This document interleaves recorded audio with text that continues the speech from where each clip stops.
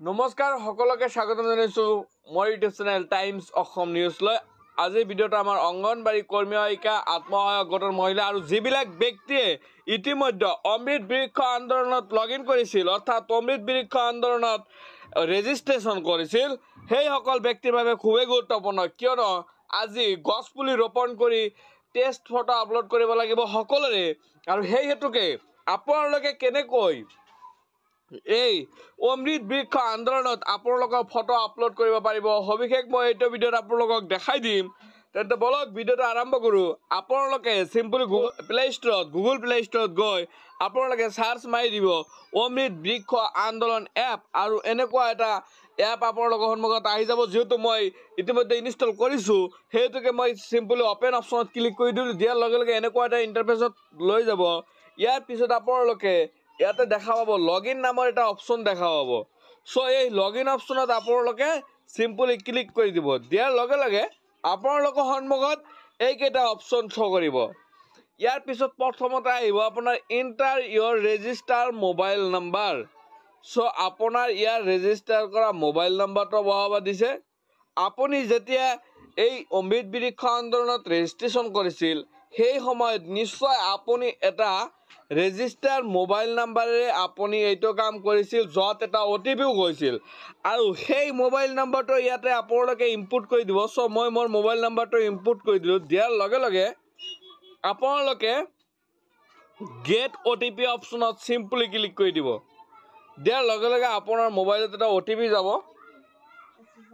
আপোনালোকে অলপ অপেক্ষা কৰিব ওটিপিটো অহাত বৰ্তমান অলপ প্ৰবলেম হৈ আছে আৰু আপোনালোকে কেৱল 2 পৰা 1 মিনিট আপোনালোকে অপেক্ষা কৰিব আৰু ওটিপিটো আপোনাৰ আহি যাব ওটিপিটো ইয়াত বহাই দি আপোনালোকে লগইন অপচনত সিম্পলি ক্লিক কৰি দিব দিয়াৰ লগে লগে আপোনালোকৰ সন্মুখত এনেকুৱাকে নাম শো কৰিব সো আপোনাৰ সকলো ডিটেইলছ খিনি ইয়াতে শো কৰিব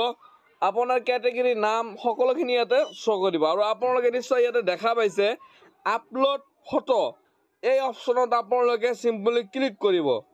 আপলোড ফটো অপচনত মাৰি দিয়াৰ লগে লগে আপোনাৰ সন্মুখত এলাউ লোকেশন পাৰমিশন অপশন মাগিব ইয়াতে আপোনালোকে লোকেশন এলাউ কৰি দিব দিয়াৰ লগে লগে ইয়াতে আপোনাৰ পাৰমিশনটো এলাউ কৰি দিব আপোনালোকৰ যদি অল পাৰমিশন সিলেক্ট কৰি লব আপোনালোকে যদি ইতিমধ্যে আছে পাৰমিশন এতিয়া আহিল সিলেক্ট প্লান্ট আপোনালোকে কি গছ ৰুব ইয়াতে যি কেইটা গছৰ নাম উল্লেখ আছে সেই কেইটা গছে আপুনি ৰুব পাৰিব আগাৰু আজাৰ আমাৰি আমলক্ষী অৰ্জুন বাদাম বেলখৰ